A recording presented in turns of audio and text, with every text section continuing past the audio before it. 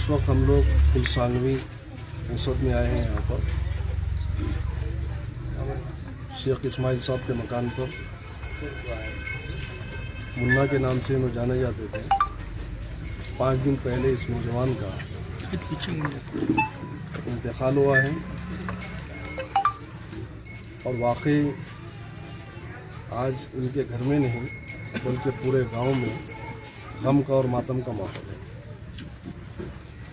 और उस नौजवान को वाकई सलाम है, उसके टैलेंट को भी सलाम है कि आज जो लोग मेक इन इंडिया का ख्वाब देखते थे, उस ख्वाब को पूरा करने के लिए उस नौजवान ने एक कम पैसों में, कम इन्वेस्टमेंट में कैसा एक हेलीकॉप्टर तैयार होता है, वो तैयार करने की उसकी जो जस्तजू थी, उसकी मेहनत और लगन थी, वो इस बात से हमें मालूम हो रहा है कि जब हम उनके मकान में दाखिल हुए तो उस नौजवान ने अपने मकान के लोहे के टीन बेचकर मेक इन इंडिया का सपना पूरा करने के लिए आगे बढ़ रहा था।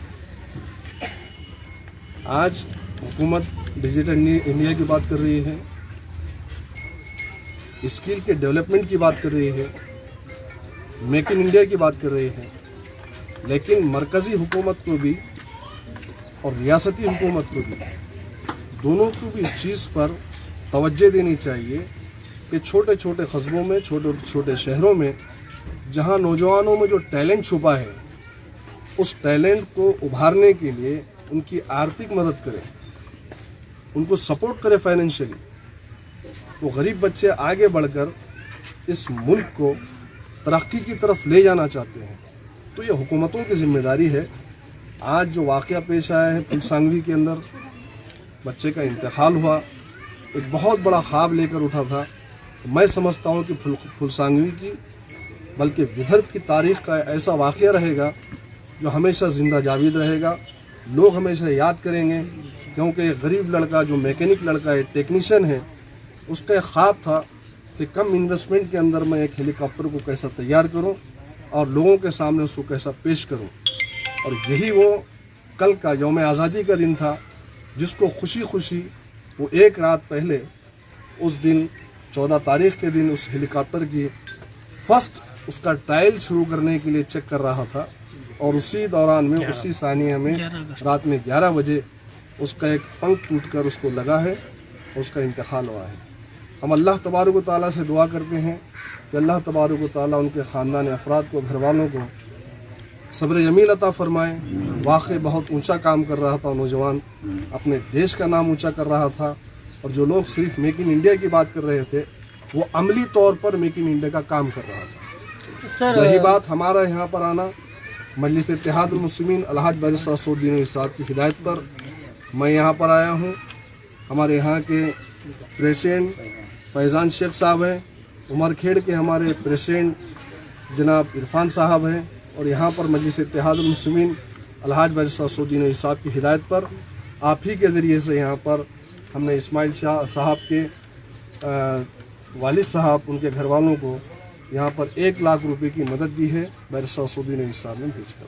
सर, जवळपास 5 दिवस झालेल्या या घटनेला, परंतु अद्यापही एक नायब तहसीलदार दर्जाचे फक्त अधिकाऱ्यांना इथे भेट दिलेली आहे। त्याच्या व्यतिरिक्त SDO किंवा कलेक्टर या लेवलच्या एकही अधिकारी कर्मचारी इथे पोहोचू शकला नाही।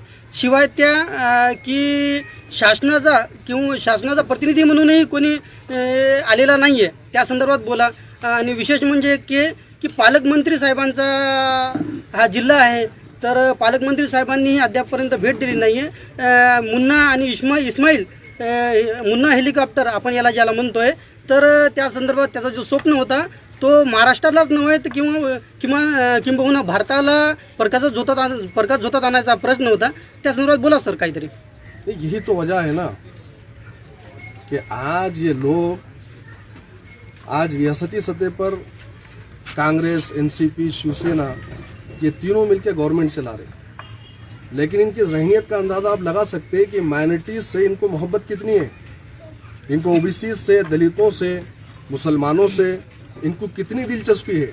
अगर यही वाक़या किसी और दूसरे समाज के साथ पेश आता तो वहाँ पर पूरा का पूरा मिनिस्ट्री मंत्रालय, हर लोग वहाँ पर हाजिर हो जाते हैं। लेकिन एक गरीब घर का बच्चा, नौजवान, जिसका ताल्लुक़ एक माइनॉरिटीज़ से है, उसको हेल्प करने के लिए कितने लोग आज यहाँ पर आ रहे हैं? ये सवाल है रियासती हुकूमत से हमारा कि आप लोग सिर्फ वोटों के वक्त में आते हैं माइनॉरिटीज़ एरिया के अंदर, मुसलमानों से, दलितों से, आदिवासियों से, SC ST से सिर्फ वोट हासिल करेंगे आप लोग। लेकिन ये लोगों के अंदर एक टैलेंट है, ये टैलेंट को उभारने के लिए आप लोग इनके साथ में क्या सलूक कर रहे? अगर इनको आर्थिक आप मदद करते, ये बच्चे की भी ख्वाब थे, इसके वालिदैन के ख्वाब है, इनके भाइयों के ख्वाब है। एक घर का नौजवान बच्चा जो अपने घर में खुद अपने हाथों से काम कर कर, मेहनत कर कर लाता, मजदूरी करता, एक तरफ तो अपना घर चला रहा था, दूसरी तरफ अपने टैलेंट को बताने के लिए वो एक मेहनत कर रहा, और लाख से 1.5 लाख रुपए बहुत बड़ी रकम होती है इस वक्त के लॉकडाउन के पीरियड की, वो पूरी रकम उस हेलीकॉप्टर में लगाया था। तो क्या हुकूमत की जिम्मेदारी नहीं है, जवाबदारी नहीं है कि हुकूमत आए यहाँ पर, उनका संज्ञान ले, घर के लोगों की आर्थिक मदद करे? तो हुकूमत को चाहिए। तो यहाँ के लोगों से भी ये निवेदन करूँगा मैं कि ये हुकूमत का दोहरा रवैया आप लोगों को समझना चाहिए, और आप लोगों ने सवाल हुकूमत से करना चाहिए। जी, बावनकुळे साहब ने 50 लाख रुपए तक निधि ये मदद देने के लिए मांग की है, वो संदर्भ में कुछ एक लाइन बोलो सर। हाँ, नहीं देना, सिर्फ वादे पे वादे नहीं करना जैसा मोदी के वादे होते हैं। आकर मदद कीजिए, घर की हालत देखिए। ऐसे कई टैलेंट बच्चे हैं जिनके टैलेंट को आप बताइए, लाइए, उनकी स्किल को डेवलप कीजिए, तो तभी मुमकिन होगा ये। आपने यहाँ हेलीकॉप्टर में उसका जो मॉडल देखा है, मजमूई तौर पर आपको वहाँ कैसा महसूस हुआ? किस तरह का डिज़ाइन था, किस तरह की कोशिशें थी? नहीं, मुझे तो अल्हम्दुलिल्लाह देखते ही ऐसा लगा कि वाकई इस नौजवान के अंदर बहुत टैलेंट छुपा है। क्यों तो मैं भी एक टेक्नीशियन हूँ। बच्चे ने जिस तरीके से उस हेलीकॉप्टर को एक कम बजट में बनाया, उसके टैलेंट को वाकई सलाम है, वाकई सलाम है उसको।